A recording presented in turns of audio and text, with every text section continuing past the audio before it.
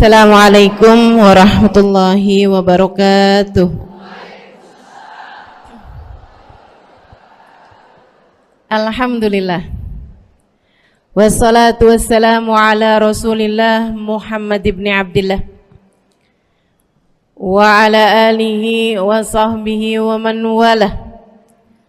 Subhanaka la ilma lana illa ma 'allamtana innaka antal alimul hakim. Rabbi shrah li sadri wa yassir li amri wahlul 'uqdatan min lisani yafqahu qawli. Amma ba'du. Bismillahirrahmanirrahim. Mulai masuk tanggal 1 Zulhijjah. Silahkan amalkan amalan-amalan ini teman-teman. Yang pertama, perbanyak puasa. Kalau bisa puasa di tanggal 1 sampai tanggal 9 bagus. Kalau enggak, atau kamu adalah seorang istri yang bersuami dan suamimu ada di tempat, maksudnya ada di kota ini ya. Sedikit sekalian, silahkan puasanya hanya tanggal 8 dan 9. Tanggal 8 namanya hari Tarwiyah, tanggal 9 niat puasa hari Arafah. Ibarat kata kamu nggak bisa puasa 2 hari, misalnya nih 9 nggak bisa, 2 hari pun nggak bisa, cuman bisanya 1 hari. Tanggal berapa nih? Hari Arafah tanggal 9, karena puasa hari Arafah tanggal 9 Dzulhijjah ini teman-teman saudariku sekalian adalah merupakan puasa sunnah terbaik sepanjang tahun. Puasa sunnah terbaik sepanjang tahun. Nabi Muhammad menyebutkannya, inna saum yom arafah yukaffir dunub sanatain. Sesungguhnya puasa hari Arafah ngapusin dosa 2 tahun lamanya. Tahun yang sekarang dan tahun yang akan datang.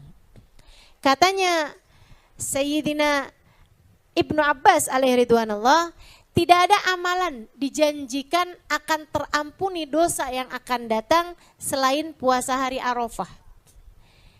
Aku rasa ini adalah kabar gembira, kata beliau, kata Sayyidina Ibnu Abbas, aku rasa ini adalah kabar gembira untuk orang yang puasa 9 Dzulhijjah atau hari Arafah, bahwa umurnya masih akan panjang sampai tahun depan. Jadi siapa yang masih pengen panjang umur sampai tahun depan, jangan tinggalin puasa hari Arafah. Jatuhnya hari Rabu, ya, hari Arafah itu jatuhnya hari Rabu. Berarti hari sebelumnya Tarwiyah jatuhnya hari Selasa. Kalau kamu masukin dari hari Seninnya lebih bagus lagi, gitu ya. Jadi dapat 3 hari di bulan Ashurul Hurum, di Ashurul Hurum, di bulan-bulan mulia. Jadi Senin, Selasa, Rabu, gitu ya. Kemudian Kemisnya haram puasa karena itu adalah hari raya Idul Adha. Tasyrik aja. Belum tasyrik, belum juga hari raya. Besoknya baru hari tasyrik, hari Jumat, Sabtu, Minggu. Itu juga diharamkan untuk berpuasa. Kata Nabi Muhammad, ayyamut tasyrik ayyamu aklin syurbin wa dzikrillah. Hari-hari tasyrik adalah hari-hari makan, hari-hari minum, hari-hari banyak berzikir kepada Allah. Hari-hari banyak berzikir kepada Allah, terutamanya adalah dengan bertakbir, gitu ya. Baik, itu adalah tentang puasanya. Kemudian yang kedua, perbanyak berzikir. Zikiran yang paling afdal untuk kamu baca adalah membaca La ilaha illallah. Itu zikiran paling afdal untuk kita perbanyak membacanya pada hari-hari ini. Dari hari tanggal 1 Zulhijjah sampai ke hari tasyrik. Ya, sampai ke hari tasyrik atau sampai ke tanggal 10. Nah, habis tanggal 10, mulai tanggal 10, 11, 12, 13, zikiran yang paling afdal adalah bertakbir. Dari 1 sampai 10, zikiran paling afdalnya adalah baca la ilaha illallah. Tanggal 10 sampai dengan tanggal 13, zikiran paling afdalnya adalah takbir. Kapan zikiran la ilaha illallah itu dibaca? Pokoknya hari-hari baca aja. La ilaha illallah, la ilaha illallah, la ilallah, la ilaha illallah. Mau lengkap la ilaha illallah, daula syarikalah.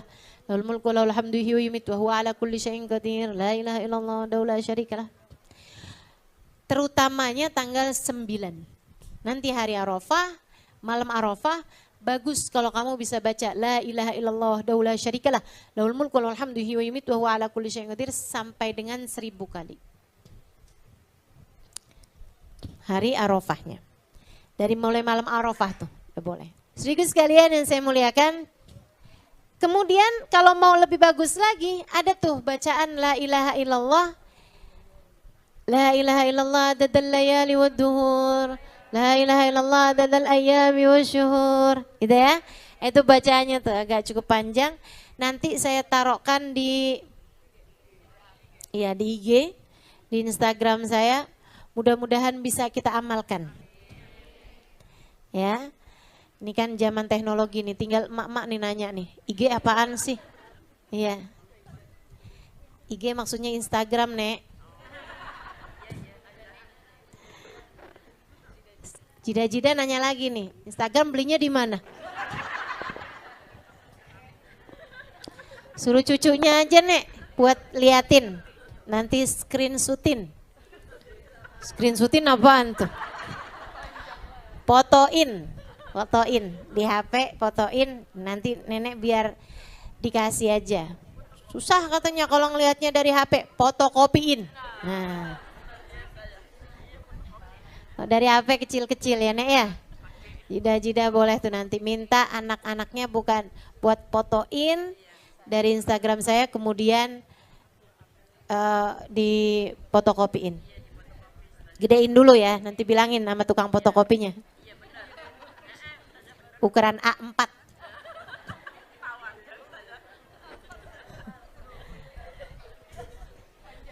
Dibaca 10 kali selama 10 hari dari tanggal 1 sampai dengan tanggal 10 Dzulhijjah. Kemudian teman-teman saya sekalian, mulai asar hari Arafah. Ada yang bilang subuh hari Arafah. Habis sholat, tiap habis sholat baca takbir. Pokoknya begitu habis selesai salam sholat. Sampai 3 hari tasyrik, jadi lama nih. Ada yang bilang dari asar hari Arafah, ada ulama yang bilang dari asar Arafah, ada yang bilang dari subuh hari Arafah. Jadi itu dari tanggal 9, 10, 11, 12, 13. Sampai asar hari tasyrik. Setiap habis selesai sholat fardu, Assalamualaikum warahmatullahi, Assalamualaikum warahmatullahi, langsung takbiran dulu sebelum baca zikir yang lain. Takbirannya, Allahu Akbar, Allahu Akbar, Allahu Akbar. La ilaha illallah, wallahu akbar. Allahu Akbar walillahil hamd 3 kali. Allahu Akbar, Allahu Akbar, Allahu Akbar. La ilaha illallah, wallahu akbar. Allahu Akbar, walillahil hamd. 1 kali lagi. Allahu Akbar, Allahu Akbar. La ilaha illallah, wallahu akbar. Allahu Akbar walillahil hamd. Allahu Akbar kabira walhamdulillahi katsira wa subhanallahi bukratan wa asila. La ilaha illallah wahdah sadaqa wa'dah wa nasara 'abdah wa 'azza jundahu wa hazamal ahzaba wahdah. La ilaha illallah wallahu akbar. Allahu akbar walillahil hamd. Dah segitu.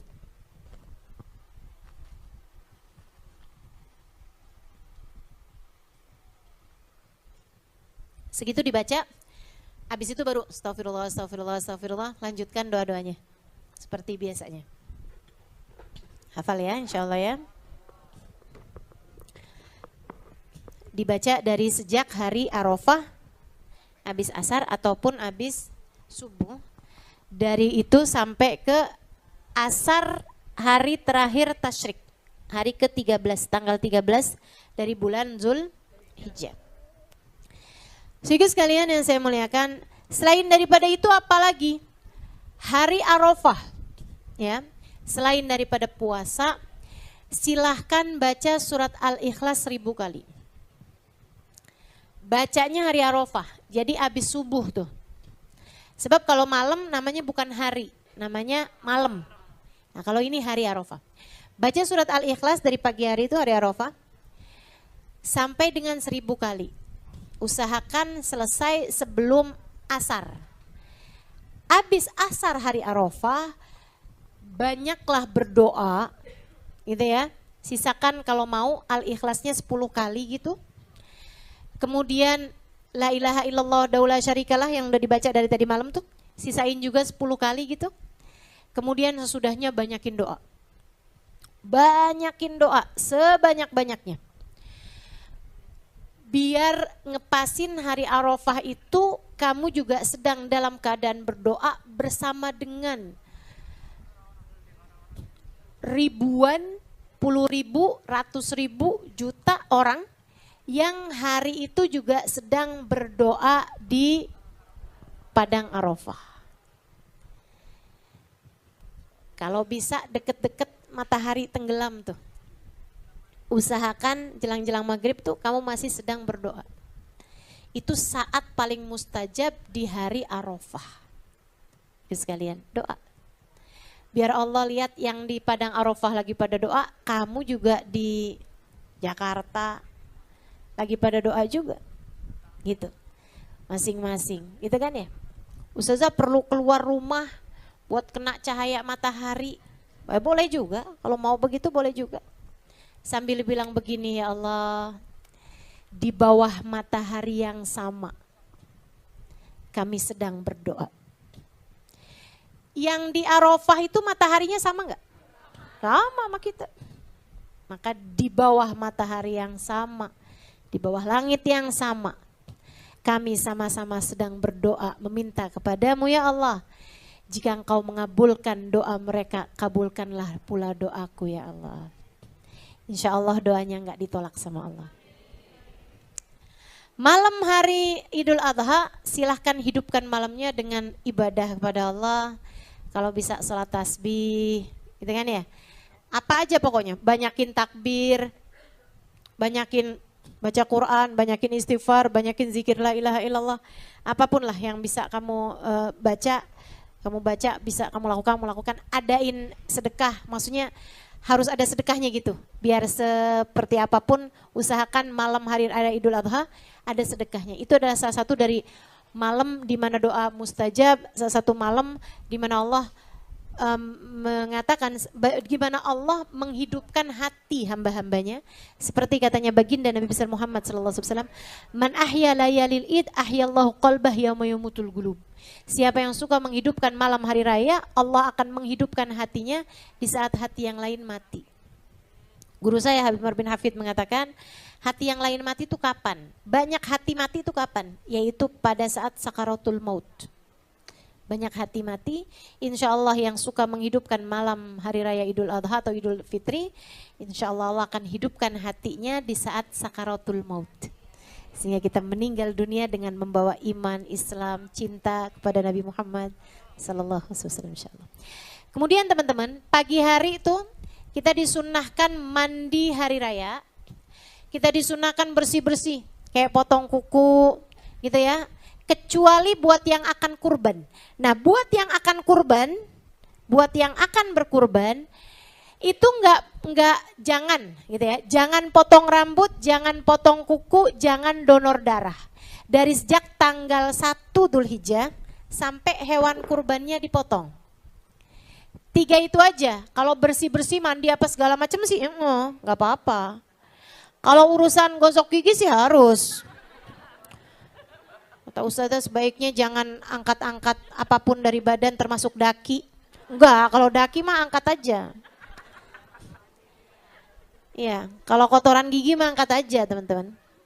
Yang dimaksudkan adalah anggota tubuhmu kayak rambut gitu kan, bulu-bulu segala macam tuh nggak usah angkat dulu tuh. Di tanggal 1 sampai hewan kurbanmu dipotong ya. Termasuk donor darah seperti yang tadi saya sampaikan. Kuku juga, jangan potong kukunya dari tanggal 1 sampai tanggal 10. Ustazah kalau nggak tahu terus potong gitu gimana Ustazah? Nggak boleh kurban, kurban juga. Ini hukumnya sunnah aja teman-teman. Sunnah aja, jangan potong rambut, jangan potong kuku, jangan donor darah. Ya, tapi hukumnya nggak wajib atau nggak haram juga gitu. Tapi sebaiknya jangan. Kenapa gitu? Rugi. Kenapa rugi? Sebab dengan pemotongan hewan kurbanmu itu anggota tubuhmu itu akan mendapatkan ampunan. Seperti mana yang disampaikan Nabi kepada Sayyidah Fatimah, ya Fatimah syhidi laki udhiyatik, wahai Fatimah saksikanlah ketika hewan kurbanmu dipotong, dengan kepalanya diampuni dosa kepalamu, dengan tubuhnya diampuni dosa tubuhmu, dengan tangan kakinya diampuni dosa tangan kakimu, dengan seluruh anggota tubuhnya diampunilah dosa seluruh anggota tubuhmu. Jadi biar rambutnya dapat ampunan dulu aja sebelum kamu potong. Kukunya juga seperti itu gitu ya. Darahnya juga seperti itu. Jangan dikeluarin dulu dari tubuh atau donor darah itu sebelum kamu mendapatkan ampunannya. Ustazah kalau itu ambil darah ya sebaiknya juga hindari tanggal 1 sampai tanggal 10 atau sampai hewan kurbanmu dipotong. Ini khusus untuk yang mau potong kurban ya, yang mau potong kurban.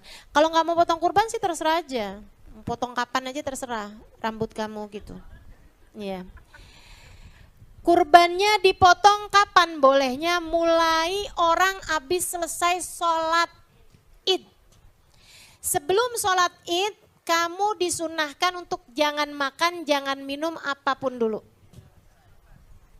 Puasa dulu sampai sholat gitu ya. Baju baru juga sunnah dipakai. Minyak wangi juga sunnah dipakai, gitu kan ya. Pilih minyak wangi yang tidak beralkohol, begitu kan. Kemudian jangan tinggal sholat Id. Teman-teman jangan tinggal sholat Id. Sholat Id adalah, sholat Idul Adha adalah sholat sunnah terbaik sepanjang tahun. Sholat sunnah terbaik sepanjang tahun. Jangan bandingin sama fardu. Ntar ada orang subuh kagak, sholat Id iya. Sholat subuh wajib gitu ya, itu nggak pakai tawar-tawaran. Nah sholat Id ini jangan ditinggalkan karena dia adalah sholat sunnah terbaik sepanjang tahun. Gitu ya, tahu kan cara sholatnya.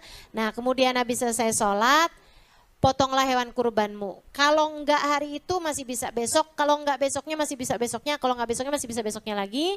Selesai dengan maghrib hari terakhir tasyrik. Tapi usahakan nggak sampai asar. Usahakan sebelum asar tuh udah dipotong untuk tanggal 13. Tapi kalau untuk sebelum itu, maksudnya masih tanggal 10, 11, 12, mau potong malam juga nggak apa-apa. Potong habis asar, potong habis subuh, kapan aja waktunya kamu potong boleh aja. Unta atau sapi atau kambing. Udah nggak boleh turun ke ayam tuh. Meskipun ada pendapat dari Sayyidina Ibnu Abbas mengambil dari hadisnya Nabi Muhammad kepada Sayyidina Bilal, di mana Sayyidina Bilal kurbannya ayam. Nabi nanyain, kamu kurban apa Abu Bakar? Unta Rasul. Kamu unta Rasul. Kamu kambing Rasul. Nabi nanya nih mas sahabat, kena Bilal. Kamu Bilal, ayam Rasul. Nabi senyum gitu, Nabi senyum kayak lucu aja gitu. Tapi Nabi tidak melarang. Dari itu Sayyidina Ibnu Abbas berpendapat bahwa ayam tuh boleh loh. Gitu. Tapi pendapat ini bertentangan dengan pendapat ijma'ul ulama. Mayoritasnya ulama nggak ada ayam. Jadi teman-teman jangan kurban ayam dengan berpendapat kata Ustazah Halimah. Repot. Jangan ya, jangan. Kalau misalnya ada yang mau potong ayam di hari Idul Adha, niatnya belajar kurban, bukan kurban. Ya Allah nungguin punya duit buat beli kambing kayaknya rada lamaan, ayam dulu aja nggak apa-apa ya Allah, gitu. Ya Allah terimalah ini ya Allah sebagai belajar kurban saya. Potong ayam, tapi jangan dititip di masjid.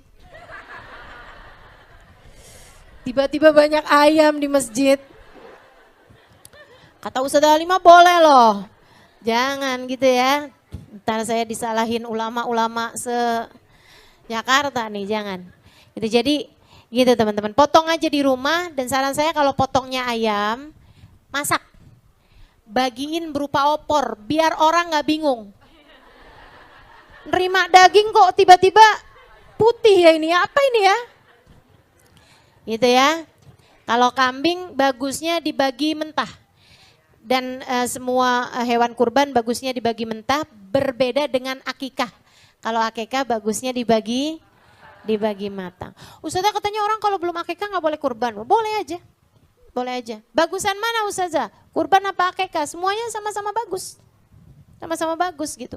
Bukan berarti kamu kalau akikah nggak perlu kurban, kalau kurban nggak perlu akikah, dua-duanya sama-sama kamu kerjain. Ibarat nih Ustazah, ibarat nih. Duitnya tuh nabungnya lama Ustazah, cuman bisa kebeli kambing atu. Kurban apa akikah? Akikah. Kalau kamu yakin kamu belum pernah diakikahin oleh orang tuamu. Kenapa gitu? Karena akikah itu terkait sama orang tua.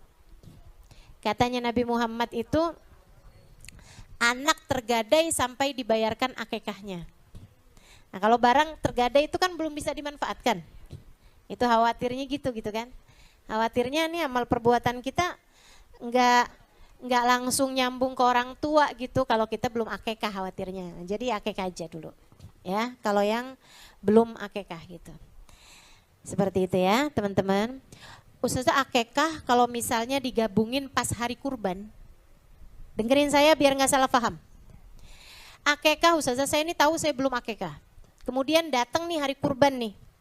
Boleh nggak sih Ustazah saya niatin akikah juga dan kurban juga, kan pas harinya kurban gitu. Boleh nggak saya niatin dua-duanya Ustazah? Saya pernah nanya ini kepada Habib Zain bin Smith.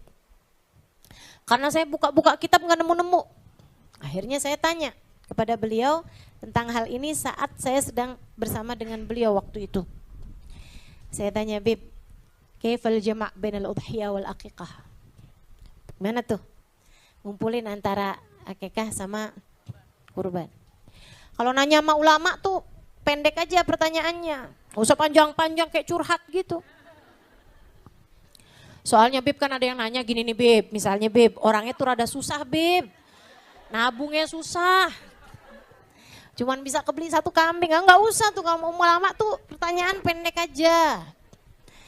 Kalau ibu-ibu nanya sama saya panjang gitu kan, karena ibu-ibu tahu saya belum ulama. Jadi akhirnya saya tanya kepada Habib Zain, jawaban Habib Zain bilang begini, fihi khilaf bainal imamain. Ya, bain Ibnu Hajar Al-Asqalani wa bainar Ramli. Kata beliau begitu. Terus Habib Zain bilang ada di kitab Bushrul Karim, kata beliau. Jadi saya udah buka-buka kitab, rupanya saya nggak kebuka si Bushrul Karim itu. Gimana tuh? Ada perbedaan antara dua imam besar pada masa tersebut ya. Jadi ada yang mengatakan bahwa boleh, ada yang mengatakan nggak boleh. Nah gimana nih kalau buat orang di zaman kita sekarang? Jadi gini, terhadap hilaf-hilaf tuh kayak gini nih teman-teman. Kalau kamu adalah orang yang mampu buat akikah, entar lagi datang kurban, mampu lagi buat kurban, ya ngapain dikumpul-kumpulin? Itu namanya pelit. Akikah, kurban. Jangan kamu lahirin anak deket-deket Idul Adha, ya udah gampang ntar akikahnya sekalian. Jangan. Itu masing-masing aja. Khurujan minal khilaf, biar kamu keluar dari khilafiyah ulama yang mengatakan nggak sah kalau dikumpul-kumpulin. Gitu. Tapi kalau kamu seperti orang yang tadi udah saya sampaikan, nabungnya rada susah, ya kan? Ekonominya terbatas, udah nabung susah banget nih, baru bisa nih kekumpul. Bisa buat beli satu kambing, saya belum diakikah juga, ini kebetulan deket waktunya kurban. Apa saya niatkan?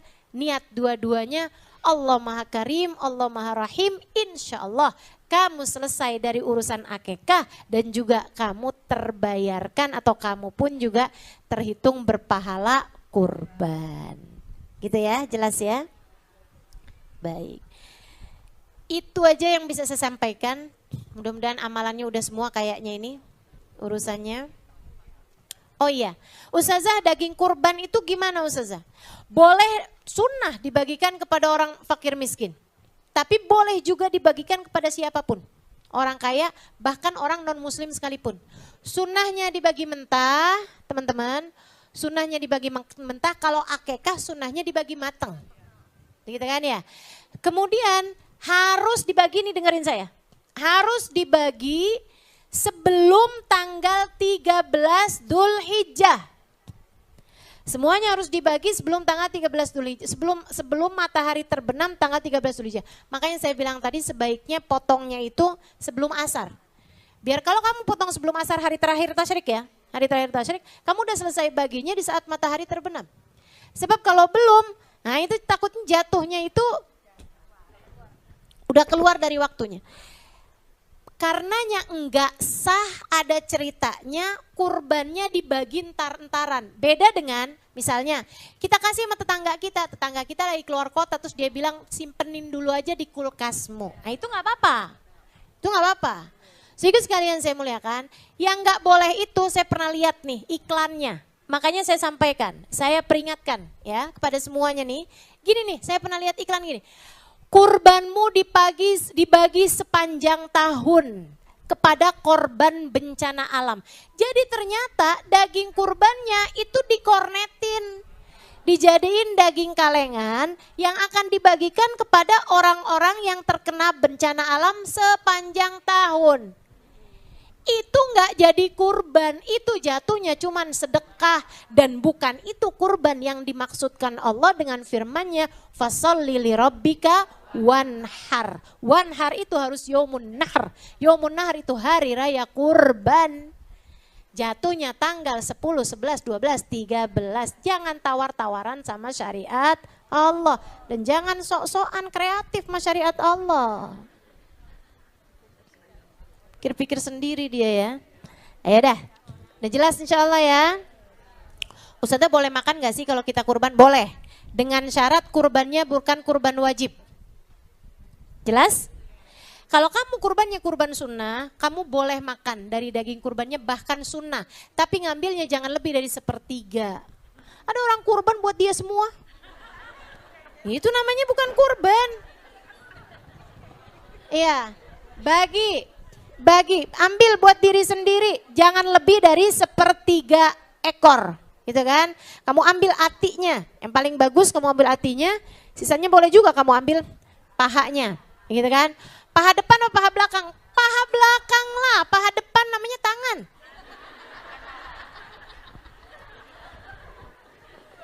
Depan namanya tangan, belakang paha tuh, gitu kan? Baiklah teman-teman sekalian, udah jelas semuanya insya Allah. Mudah-mudahan jadi ilmu yang manfaat. Jadi ilmu yang kita dengar, kita resapi, kita masukkan dalam hati jadi cahaya. A'udzu billahi minasyaitonir rajim. Innal ladzina yakhshawna rabbahum bil ghaibi lahum maghfiratun wa ajrun kabir. Lahum maghfiratun wa ajrun kabir. Wa asirru qawlakum aw ijharu bih innahu alimun bidzatis sudur. Innahu alimun bidzatis sudur. Ala ya'lamu man khalaq wa huwal latiful khabir. Huwal ladzi ja'ala lakumul arda dhalulan famshu fi manakibiha wa kulu min rizqihi wa ilaihin nusyur. Aamintum man fis samai ay yakhsifa bikumul arda fa idza hiya tamur. Am amintum man fis samai ay yursila 'alaikum hasiba. Fasata'lamuna kaifa nadhir. Wa laqad kadzdzaba alladziina min qablihim fakaifa kana nakir. Shadaqallahul 'azim wa balagha rasuluhun nabiyul wafiyul karim. wa nahnu ala dzalika minasyahidin wasyakirin walhamdulillahi rabbil alamin. Bismillahirrahmanirrahim. Sebelumnya Allah Subhanahu wa taala di ayat-ayat yang awal Allah Subhanahu wa taala mengatakan tentang kemuliaannya, menciptakan keagungannya, menciptakan alam langit dan alam bumi. Diawali dengan tabarakalladzi biyadihil mulk wa huwa ala kulli syai'in qadir. Maha agung Allah, pemilik kerajaan. Wa huwa ala kulli syai'in qadir, pemilik kekuasaan tertinggi, pemilik keagungan mutlak. Wa huwa ala kulli syai'in qadir, Allah terhadap segala sesuatu maha berkuasa. Alladzi khalaqal mauta wal hayata liyabluwakum ayyukum ahsanu amala. Ini ayat prinsip banget nih. Ayat jadi prinsip kehidupan kita nih. Kata Allah, dialah Allah yang menciptakan kematian dan kehidupan. Tujuannya buat apa ya Allah? Kami hidup, kami mati. Liyabluwakum ayyukum ahsanu amala. Allah mau menguji kalian siapa di antara kalian yang dapat berbuat baik. Karena ada sebagian orang kalau dikasih sehat baik, pas giliran dikasih sakit mendadak kayak ngomel mulu. Ada tuh. Mana orangnya? Apalagi kalau sakit gigi. Kalau jalan nabrak tiang-tiangnya yang dimarahin. Kenapa kok kamu bisa ada di sini? Lah, bingung tiangnya. Alladzi khalaqal mauta wal hayata. Ada orang kalau dikasih miskin baik, pas dikasih kaya sombong, semena-mena, pelit, jadi merendahkan orang. Waduh. Ada juga sebaliknya. Pas dikasih kaya baik, begitu dibikin miskin, bangkrut, ya Allah. Kerjaannya ngata-ngatain orang mulu.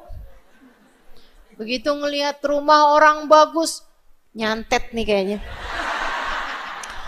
Pelihara tuyul nih kayaknya. Masya Allah. Masya Allah. Ada gitu. Nah ini Allah Subhanahu wa ta'ala kasih tahu. Allah yang menciptakan kematian, Allah yang menciptakan kehidupan dengan segala macam keadaan-keadaannya, situasi kondisi umat manusia. Liyabluwakum ayyukum ahsanu amal. Allah mau lihat siapa di antara kalian yang tetap bisa berbuat kebaikan dalam keadaan apapun. Wa huwal azizul ghafur. Allah lah zat yang maha perkasa, Allah pula lah zat yang maha pengampun. Alladzi khalaqa sab'a samawatin tibaqa. Allah yang menciptakan langit 7 lapis. Ma tara fi khalqir rahmani min tafawut. Kamu lihat tuh alam semesta enggak ada yang enggak pas. Enggak ada yang tafawut, enggak ada yang kayak enggak pas gitu. Ini saya lama mikirin ayat ini nih, saya kalau malam-malam tuh sering waktu dulu di Tarim, saya di musim-musim panas tidurnya di atas atap. Kan di sana kan atapnya rata gitu kan. Nah, itu kita di rooftop sana itu di Sutuh, itu suka tidur di atas Sutuh karena kami nggak punya AC gitu ya. Kalau malam-malam suka liatin bintang-bintang sambil baca ayat ini, emang bener-bener ma tara fi khalqir rahmani min tafawut. Kamu lihat alam langit nggak ada yang nggak pas. Kata Allah Subhanahu wa taala, nggak ada yang nggak pas dari alam langitnya Allah Subhanahu wa taala ataupun alam bumi juga. Tapi ini yang Allah Subhanahu wa taala lagi sebutin, alladzi khalaq sab'a samawat. Langit-langitnya Allah nih enggak ada yang pas. Kamu bayangin kalau misalnya bentuknya bintang itu kayak wajan, piring, garpu, pasti enggak pas. Gitu kan, tiap lihat langit, tiap inget lapar. Enggak cocok dah udah. Pokoknya enggak cocok aja. Kamu bayangin bentuk apapun di alam langit nggak ada yang pas. Yang pas ya itu udah kayak gitu tuh. awan-awan, saya suka liatin, apalagi kalau lagi terbang gitu kan, Masya Allah, Masya Allah. Begitu indahnya alam langitnya Allah Subhanahu wa ta'ala. Saya suka menikmati di jalanan, saat senja, saat matahari terbit, indah luar biasa. Alam langitnya Allah Subhanahu wa ta'ala menampilkan berbagai macam keindahan di semesta ini, teman-teman saudariku sekalian. Itu kata Allah Subhanahu wa ta'ala, alladzi khalaqa sab'a samawatin tibaqa ma tara fi khalqir rahmani min. Kamu bayangin warna langit, kamu bayangin warna lain gak ada yang cocok. Yang paling cocok ya udah biru kayak begitu tuh, meskipun di Jakarta jarang kelihatan biru ya. Kena polusi. Iya, kalau habis hujan baru tuh ya kita lihat awannya biru begitu kan. Ulah manusia kalau itu tapi ya.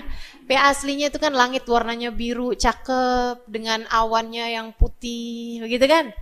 Indah semuanya. Farjil basar kata Allah. Balikin lagi mata kamu, kedap-kedip sana sini tetap aja nggak akan kamu lihat ada yang nggak pas di alam langitnya Allah Subhanahu. Farjil basar kerrotin. Ulangi lagi dah, ulangi lagi. Berkali-kali kamu lihat.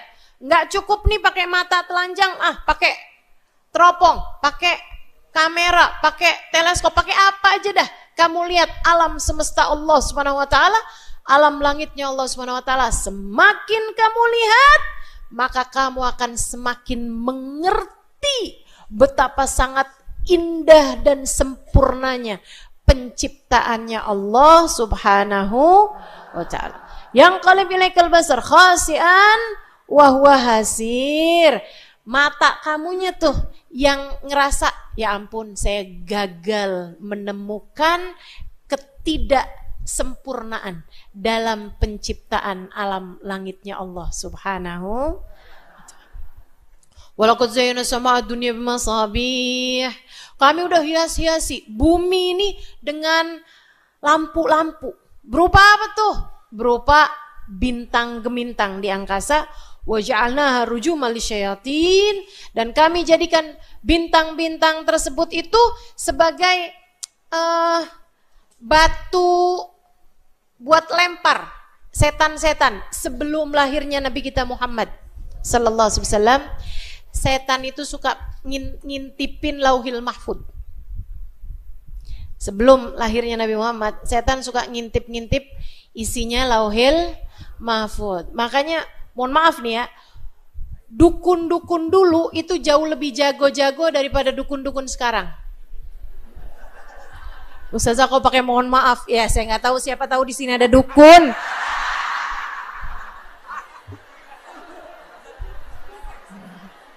Sebaiknya minta maaf, ya kan?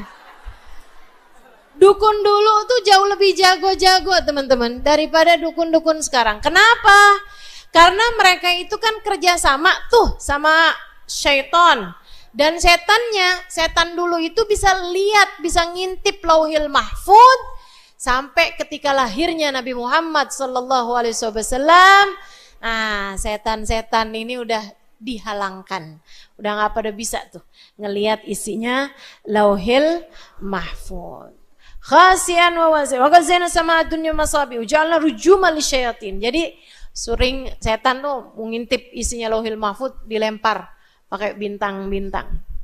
Wa'atadna lahum adabas sa'ir, dan kami siapkan untuk para setan-setan ini adab neraka yang sangat pedih, yang sangat nyata, yang menyala-nyala. Walilladzina kafaru bi rabbihim adabu jahannam bisal masir wa bisal masir. Untuk orang-orang yang ingkar kepada Allah Subhanahu wa taala sesudah diperlihatkan tanda-tanda kekuasaan alam semestanya Allah, tapi dia masih ingkar juga sama Allah, gak beriman kepada Allah Subhanahu wa taala, kami siapkan baginya adab neraka jahanam, dan itu adalah seburuk-buruk tempat kembali. Idza ulqum fiha sami'u laha syahiqan wa hiya tafur. Apabila dilemparkan ke dalamnya, maka orang-orang akan melihat suara gelagaknya api, yang gelagaknya air ketika mendidih. Nah itu sami'ulaha syahik. Syahik itu ya, gitu tuh, suara neraka yang mengerikan tuh. Gak bisa bayangin kita kayak apaan suaranya. Suara api kalau lagi dilemparin besi, nah itu kan beda tuh suaranya tuh, gitu ya. Wah, ini ada syahidnya, kayak ada teriakan dari api neraka tersebut ketika dilempari orang-orang kafir, dimasukkan di dalamnya. Wahya tafur, dan dia tafur. Tafur itu mendidih. Nerakanya mendidih. Takadu tamayyizu minal ghaib. Nerakanya tuh hampir-hampir berpencar-pencar dari gemesnya. Teman-teman saya sekalian, kita tuh kalau gemes kayak ini kayak gitu juga neraka. Emang bahasanya Al-Quran tuh gak bisa ditandingi teman-teman. Ngeri banget. Takadu tamayyizu minal ghaib.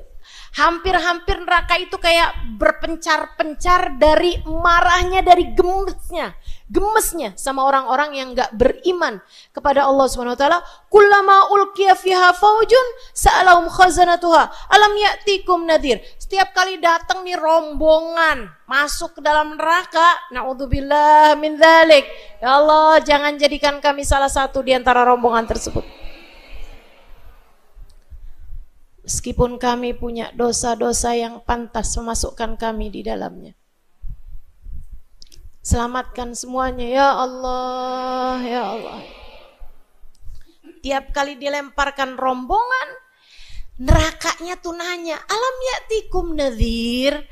Memangnya gak ada apa yang ngasih tahu kalian?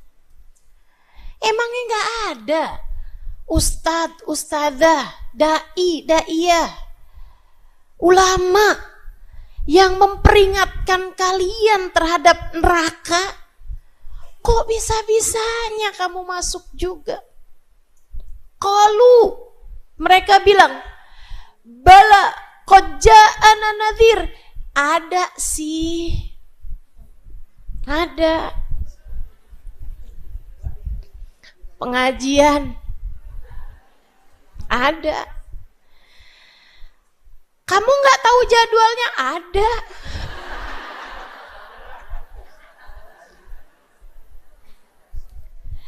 Terus kenapa kamu nggak datang? Kenapa kamu nggak dengerin? Kenapa kamu nggak simak? Kenapa kamu nggak amalkan? Fakadzabna. Karena kami mendustakannya. Karena kami nggak percaya sama dia. Karena kami menganggapnya Allah, apaan sih? Kuno. Apaan sih? Nggak gaul. Apaan sih? Gabut bener. Itu kan orang-orang nggak penting yang waktunya tuh emang banyak, nggak sibuk. Kalau kita nih kan sibuk.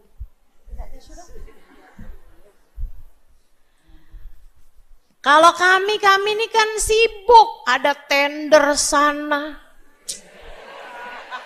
ada arisan di sana, ada konser di sana. Fakadzabna, kami dustakan orang-orang yang memperingatkan kami tentang neraka. Wa qulna ma nazzalallahu min syai'. Kami bilang, enggak kok, Allah enggak nurunin apa-apa. Enggak ada kok, Allah mereka aja emang lagi nyari nama, emang dia aja kerjaannya kayak begitu. Bukan sebagai pemberi peringatan bagi kami. In antum illa fi dhalalin kabir. Malaikat bilang, kalian ternyata berada dalam kesesatan yang besar. Waqalu, mereka kemudian berkata, Lau kunna nasma'u aw na'kil ma kunna fi ashabis sa'ir. Ya ampun, andai dulu kami mau mendengar, andai dulu kami mau hadir, andai kami dulu mau berpikir, ma kunna fi ashabis sa'ir, hari ini kami tidak akan termasuk di antara kelompok neraka, di antara ahli-ahli neraka. Fa'tarofu bidzambihim. Saat itu mereka mengakui kesalahan mereka, mereka mengakui dosa-dosa mereka. Tapi fasuhqan li ashabis sa'ir, enyahlah kalian wahai penghuni-penghuni neraka. Nyesel hari itu nggak ada gunanya. Sekarang kita lanjutkan nih ayat berikutnya. Innal ladzina yakhshawna rabbahum bil ghaibi lahum maghfiratun wa ajrun kabir. Lahum maghfiratun wa ajrun kabir. Sesungguhnya orang-orang yakhshawna rabbahum, yang punya rasa takut pada Allah Subhanahu wa taala, yang punya rasa ngeri kepada Allah Subhanahu wa taala. Ya Allah, kalau sampai Allah nggak berkenan sama saya, kalau sampai Allah marah sama saya, kalau sampai saya diusir dari kehadirat Allah Subhanahu wa taala, kalau saya nggak diakui Allah sebagai hambanya, yakhshawna rabbahum, dia takut sama Allah Subhanahu wa taala bil ghaibi, saat di mana dia sedang sendirian sekalipun. Kenapa kok disebut secara bil ghaibi ini secara khusus, bukan bisyahadati wal ghaibi gitu ya? Disebutkan bil ghaibi karena orang yang punya rasa takut kepada Allah bahkan saat sendiri, dipastikan akan punya rasa takut kepada Allah di saat dia sedang berada dalam banyak orang, dalam keramaian. Tapi yang takut kepada Allah di saat berada dalam keramaian belum tentu takut sama Allah saat dia sendirian. Betul? Coba lihat diri kamu. Kalau lagi sendirian ngapain? Coba gini deh, lihat diri kamu saat sholat berjamaah, apalagi jadi imam, dengan saat kamu lagi sholat sendirian di dalam kamarmu gak ada yang lihat. Kalau jadi imam mendadak fasih banget. Betul? Di saat sholat lagi sendirian, ya Allah baca Fatihah buru-buru banget. Apaan yang dibaca? Bismillahirrahmanirrahim. Allahu Akbar. Benar. Allah liman hamid. Kayak lagi diburu-buru apa gitu. Masya Allah. Saya mah nggak gitu Ustazah. Tetap khusyuk walaupun sendirian. Enggak khusyuk walaupun berjamaah. Ya Allah. Innal ladzina yakhshawna rabbahum bil ghaib. Orang-orang yang bisa punya rasa takut kepada Allah bahkan saat sendirinya. Saat dia sedang sendirian. Lahum maghfiratun. Dia akan dapat banyak ampunan. Wa ajrun. Pahala kabir yang sangat besar. Pahala, kalau udah zat yang maha besar ngasih tahu pahalanya besar, udah pasti tuh. Pahalanya artinya pasti besar banget. Dan besar banget itu teman-teman, ini enaknya nih. Pahala yang besar bisa ngapusin dosa-dosa. Ya orang kalau dapat pahala besar, dosa-dosanya bisa kehapus. Innal hasanat yudhibnas sayyi'at. Sesungguhnya kebaikan-kebaikan menghapuskan dosa-dosa. Begitu. Terus kalau orang terus aja berpahala, padahal dia dosa-dosanya udah habis. Misal nih, Ada orang dia terus berpahala dengan pahala yang besar, padahal dia punya dosa udah habis. Kalau kayak begini gimana nih? Pahala besar tersebut bisa dia bagikan. Berkahnya itu bisa luber. Ke siapa? Pertama ke orang tuanya. Makanya kenapa beruntung orang tua punya anak saleh-salehah. Karena ngalir tuh kebaikannya si anak tersebut akan sampai kepada orang tuanya. Sehingga sekalian saya muliakan, ada satu cerita seorang ayah meninggal dunia. Kurang soleh ayahnya. Tapi dia meninggal dunia meninggalkan anak. Meninggalkan seorang anak. Masih kecil anaknya waktu dia tinggalkan, tapi besar, ibunya Masya Allah luar biasa, ngajarin kepada dia ilmu agama, carikan guru yang soleh, yang mengajarkan dia tentang cara sampai kepada Allah Subhanahu Wa Taala, bahkan dari sejak belia, diajarin sama gurunya, nak kita tuh nggak bisa ngapa-ngapain kecuali semuanya adalah dari Allah Subhanahu Wa Taala. Jadi ajarin sama gurunya, saat kamu minum nak, nih air rezeki dari Allah Subhanahu Wa Taala. Karenanya sebelum minum kamu baca Bismillahirrahmanirrahim. Dari tadi haus.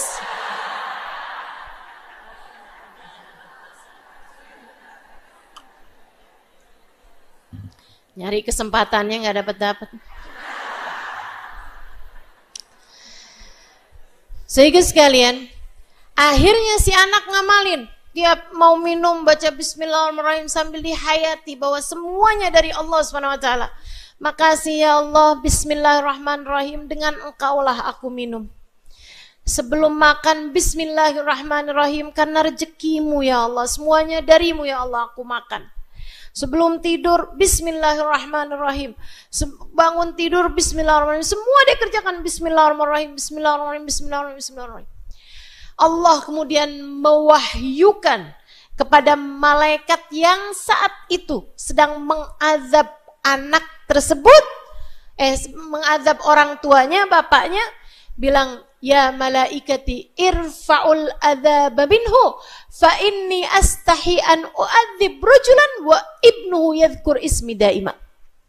Wahai malaikatku, angkatlah azab dari si bapak. Saya malu, kata Allah, untuk menyiksa seorang laki-laki yang anaknya senantiasa menyebut-nyebut namaku. Lahum maghfiratun wa ajrun kabir.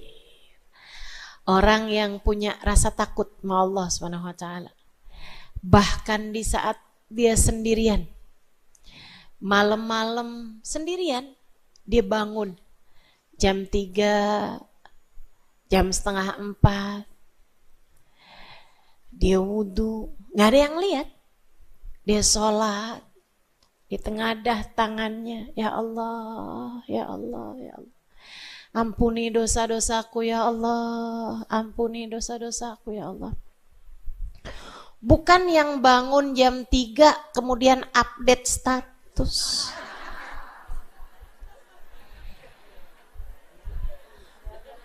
Saya nggak ngasih tahu kok Ustazah kalau saya tahajud, nggak ngasih tahu sih. Tapi dia broadcast fadilah bangun malam.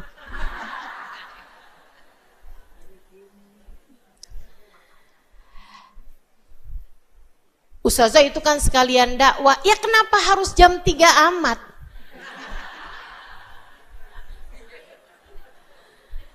Masya Allah. Ayolah, mesti pinter-pinter lihat hati kamu. Pertanyakan lagi tujuanmu. Pertanyakan lagi apa niatmu. Dorongan kamu melakukannya itu apa? Ada juga nih mak-mak nih, banyak banget nih yang kayak ginian, banyak banget. Tahajud sih kagak ada yang lihat, sampai suaminya aja nggak tahu kalau dia tahajud. Tapi pagi-pagi kelihatan loyo banget.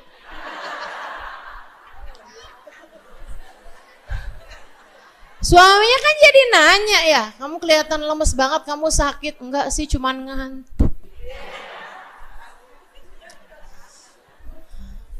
Emang kamu semalam gak bisa tidur? Bukan gak bisa tidur, tapi kan 11 rakaat witir. Allahu Akbar. Masya Allah, Masya Allah. Ya Allah, ya Allah.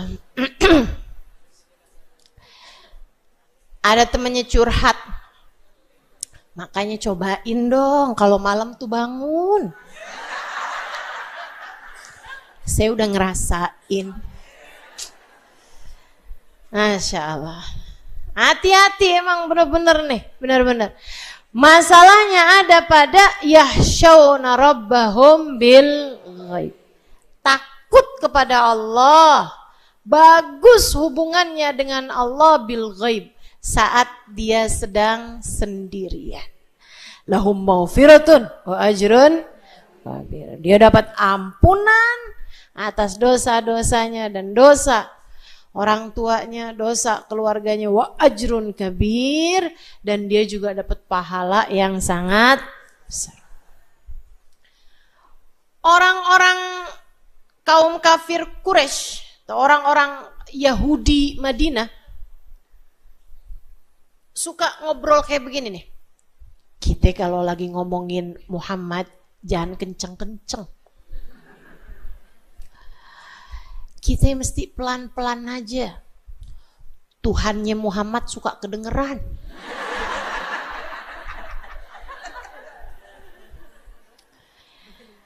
Wasirru qaulakum aw ijharu bih innahu alimun bidatis sudur.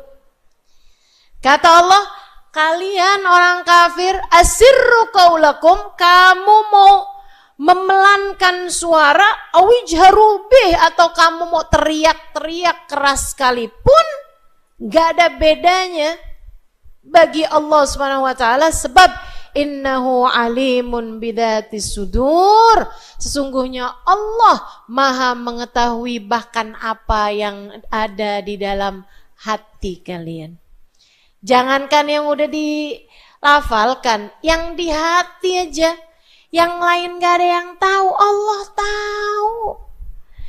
Dan ini buat saya kayak malu banget gak sih? Kita nih kayak kelihatan di luar kayak iya gitu. Kayak so iye gitu. Kayak khusyuk, kayak cakep gitu ya. Ya Allah, ya Allah. Sementara kalau dibuka yang ada di dalam hati kita, ya Allah, ya Allah.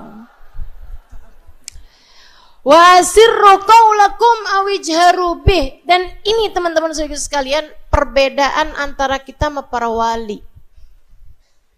Perbedaan sangat mencolok antara kita dengan hamba-hamba tercinta di sisi Allah Subhanahu wa taala. Itu ada pada dua hal. Yang satu, niat baik mereka tuh hatinya penuh dengan niat-niat baik, nggak pernah ada keinginan untuk tidak baik gitu kan. Yang kedua, kemampuan mereka untuk jaga hati. Yang di dalam hati tuh sama bagusnya sama yang di luar, bahkan terkadang yang di dalam lebih bagus daripada yang di luar. Hamba tercinta di sisi Allah Subhanahu wa taala. Jadi kamu jangan sok-sokan ngerasa jangan-jangan nih saya udah jadi wali.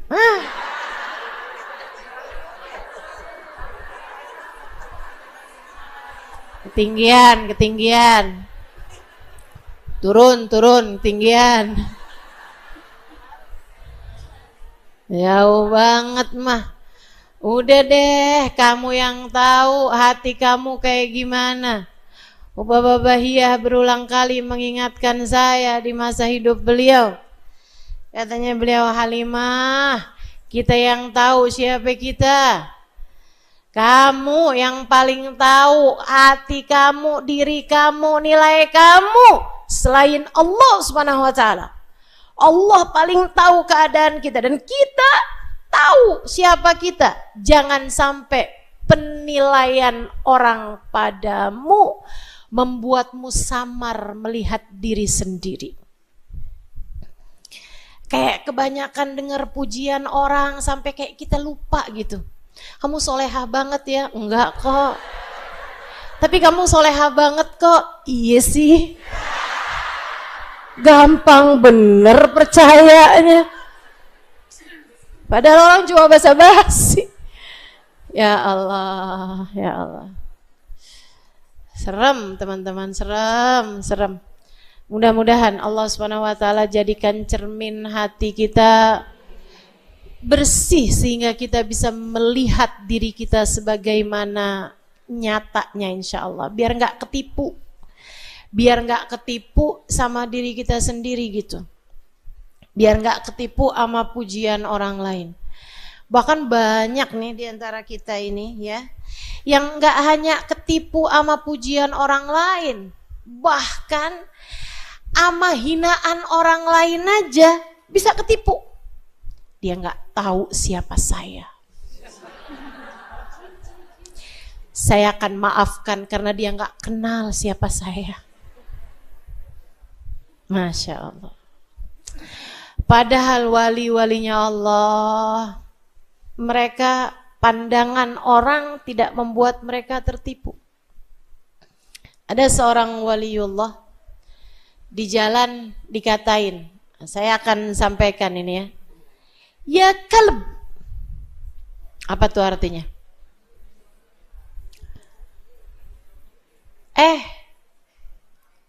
Saya nggak mau nih keluar kalimat kata-kata nggak ini ya. Beliau dikatain begitu, dikatain binatang berkaki 4, suaranya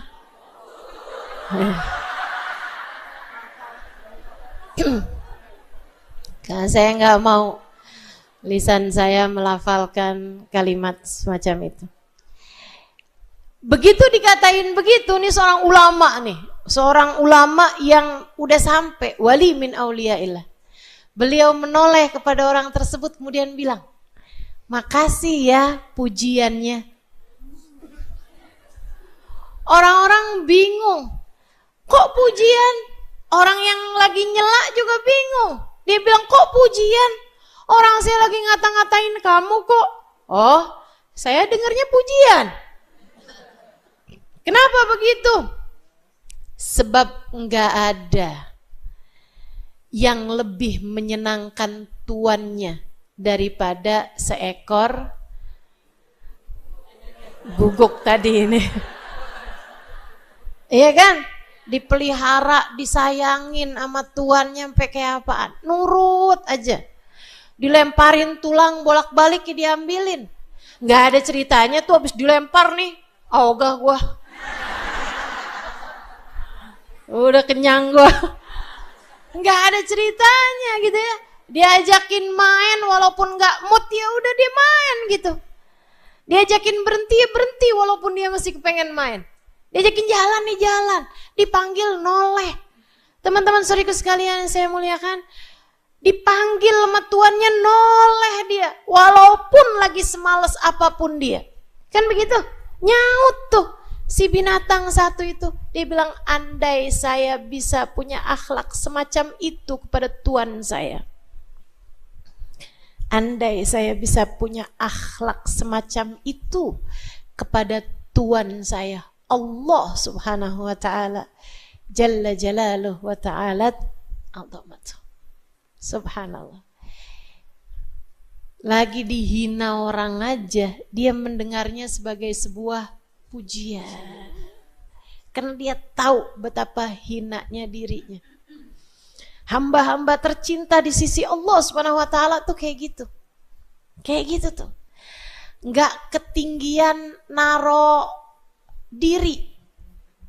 Jadi sekalian, kamu kalau lagi ngerasa Dia menghina saya, dia merendahkan saya, dia tidak menghargai saya.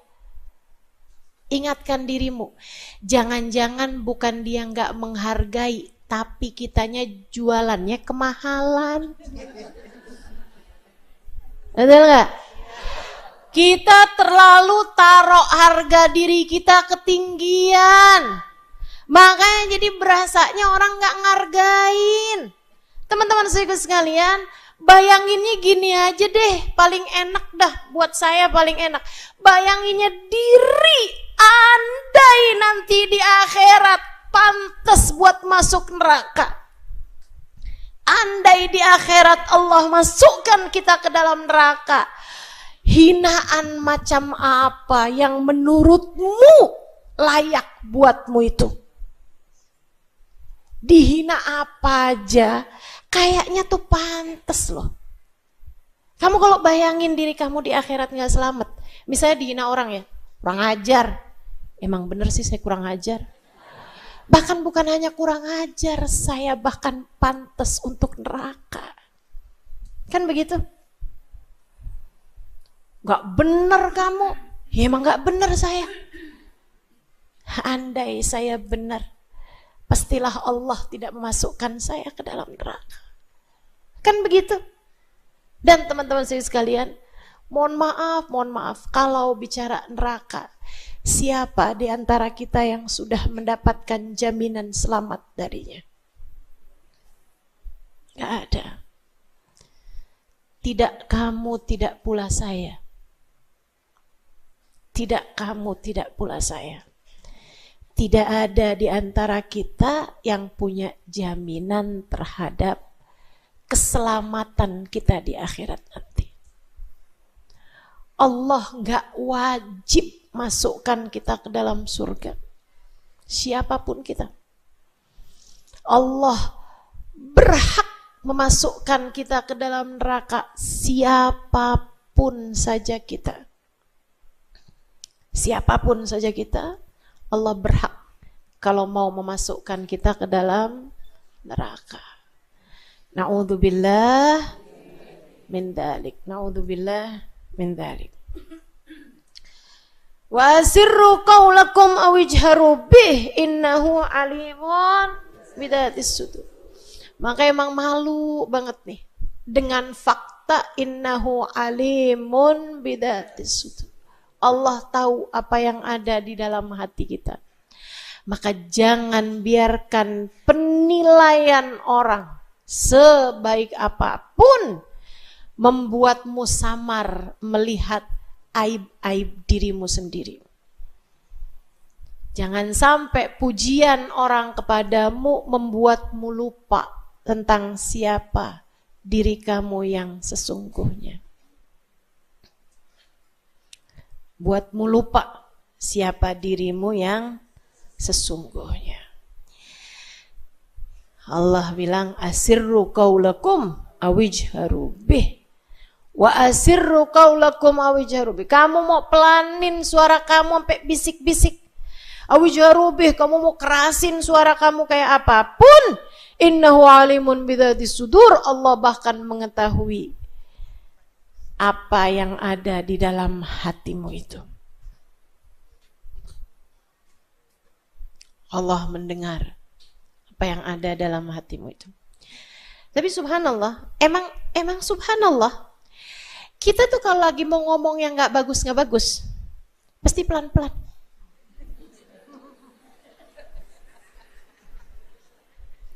Saya udah berasa tuh, kalau udah saya mulai memelankan suara saya ketika ngobrol sama suami, saya udah mulai berasa kalau ada orang-orang dalam perkumpulan tiba-tiba ada yang suaranya mendadak pelan-pelan. Tahu gak sih? Udah tuh. Waktu Indonesia bagian ghibah.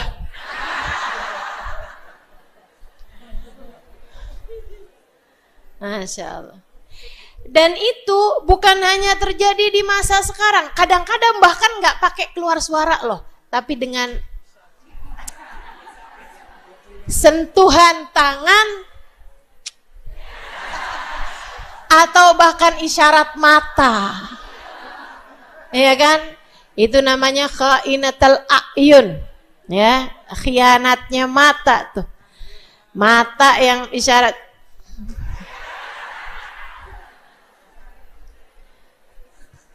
Makanya emang kadang-kadang punya temen yang rada susah nyambungan tuh bagus juga.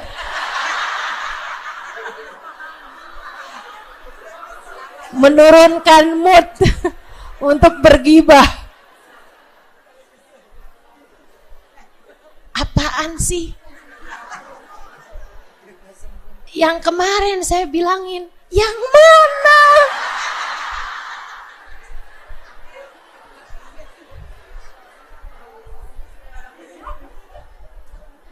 Allah.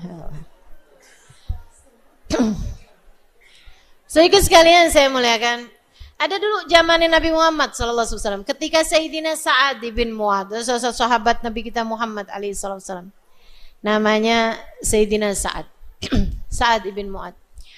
Pemimpin sebuah kabilah yang sangat dicintai sama kaumnya. Ketika dia masuk Islam, sekaumnya semua pada masuk Islam. Orang yang sangat berpengaruh. Karimu qaumin. Sampai Nabi Muhammad tuh dari hormatnya, disayangnya sama dia. Nabi pernah lagi kumpul-kumpul, kemudian dia datang. Nabi kemudian berdiri dan ngajakin semua sahabatnya berdiri seraya mengatakan, "Gumu ila sayyidikum." Berdirilah kalian semua untuk hormat kepada sayyid kalian, pemimpin kalian. Ini hadis ini juga merupakan salah satu bantahan kepada orang yang enggak mau berdiri ketika mahalul qiyam gitu ya.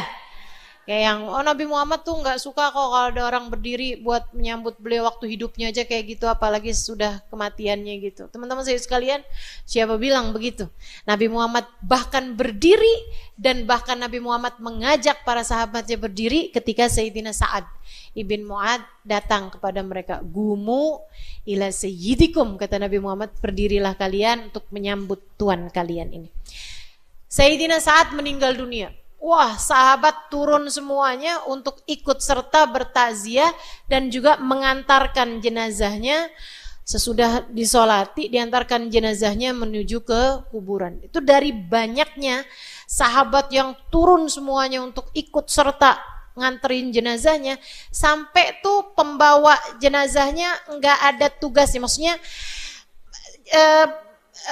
kerandanya yang dipindah-pindahin, kerandanya yang orang ganti-gantian buat bawa, gitu ya. Bukan kayak 4 orang ditugaskan buat bawa gitu, enggak. Tapi kayak yang dipindah-pindahin, bawa sebentar, terus pindahin lagi, gantian lagi yang ngebawa gitu. Dari ramenya orang yang mengantarkan jenazah beliau menuju ke pemakaman.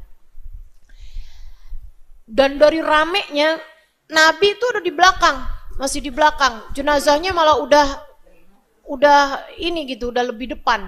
Jauh jaraknya antara Nabi Muhammad dengan jenazah ini gitu ya. Subhanallah, orang mulia. Jenazahnya tuh nggak ada beratnya, sama sekali nggak ada beratnya.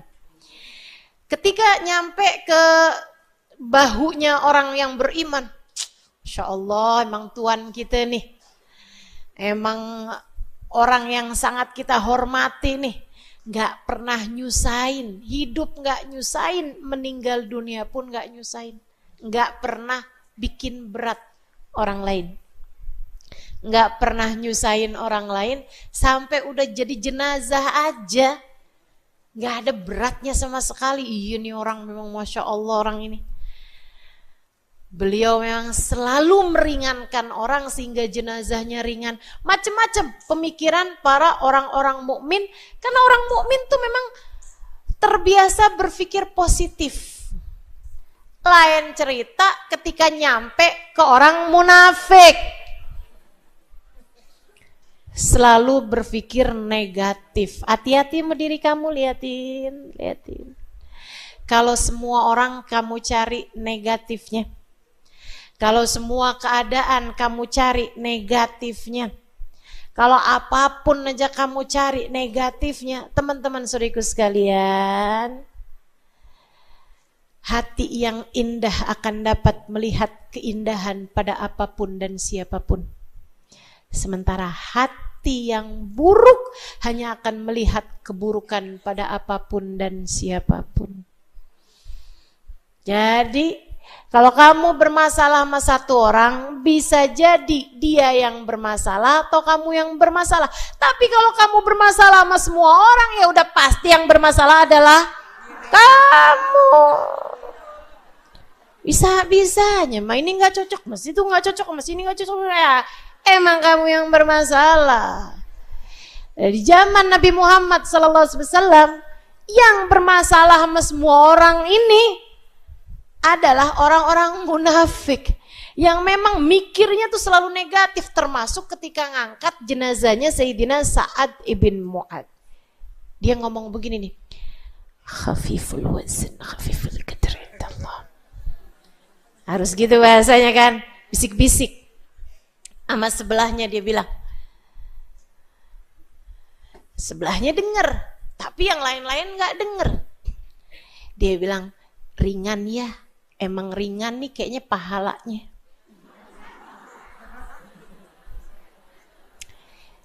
Ringan ya, kagak ada berat-beratnya, lo berasa gak? Iya sih. Dia nih, orang mukmin nih di sampingnya nih. Kayaknya emang gak punya nilai di sisi Allah. Kagak ada beratnya. Ya ini kan pikirannya rada, kok bisa-bisanya jenazah ringan dibilangin ringan timbangannya di sisi Allah, ringan nilainya di sisi Allah. Sehingga sekalian dia ngomong bisik-bisik, sebelahnya dia bilang itu. Ucapan ini dia padahal udah ngomong bisik-bisik nih, jarak 4 orang di samping kanan kiri nggak dengar, bahkan mungkin sebelahnya sana aja nggak dengar. Tapi wa asirru qaulakum awijharu bih innahu alimun.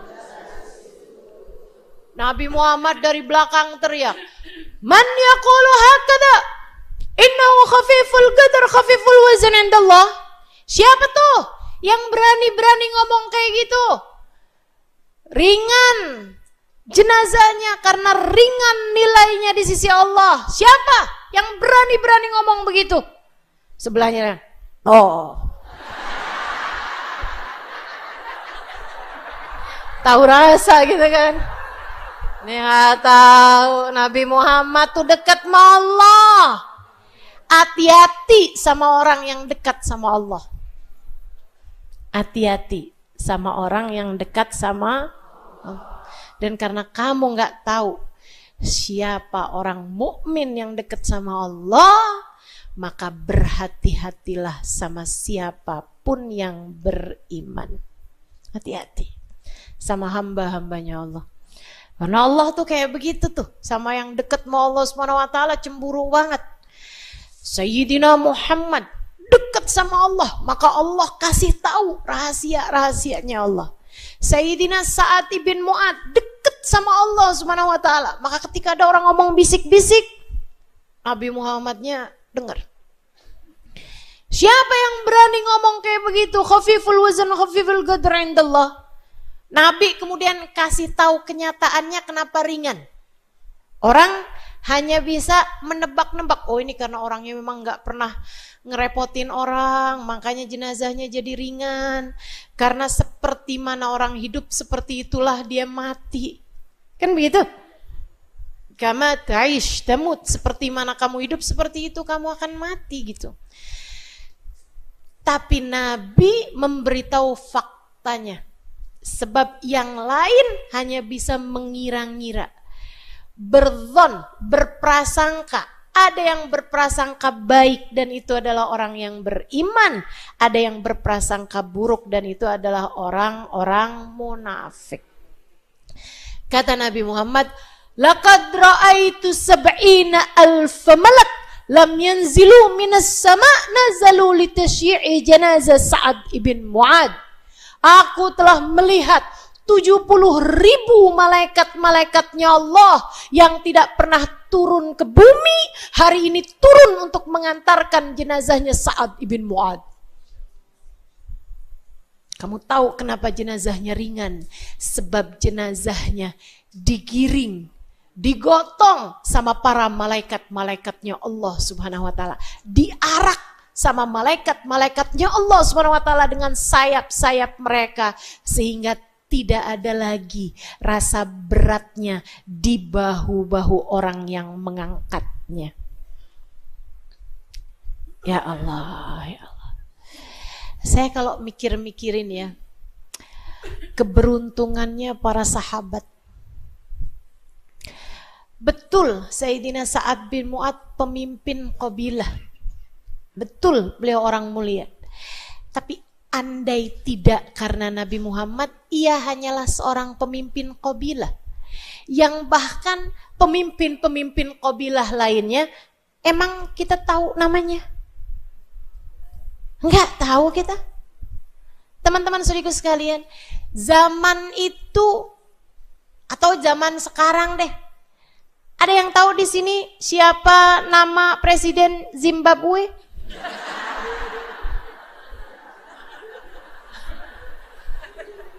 Presiden lah padahal. Hah? Ada yang tahu? Enggak tahu.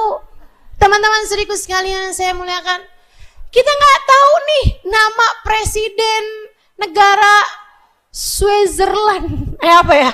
Bisa New Zealand deh. Ada yang tahu di sini? Saya belum lama tahun lalu pergi ke New Zealand, tapi saya nggak tahu nama presidennya.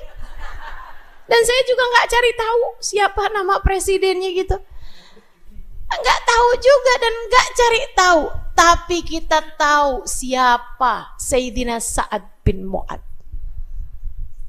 Kenapa begitu? Karena Nabi Muhammad. Karena iman kepada Allah. Karena cinta dan sayangnya kepada Rasulullah. Saudaraku sekalian yang saya muliakan. Dan bukan hanya terkenal di bumi. Coba lihatin betapa iman dan cintanya kepada Nabi Muhammad sampai bisa menjadi sebab turunnya 70.000 malaikatnya Allah. Iman tuh bisa begitu. Cinta kepada Nabi Muhammad tuh bisa sampai begitu. Pertanyaannya bagi kita adalah, apa yang iman persembahkan untukmu? Apa yang imanmu bisa berbuat padamu untuk apa gitu?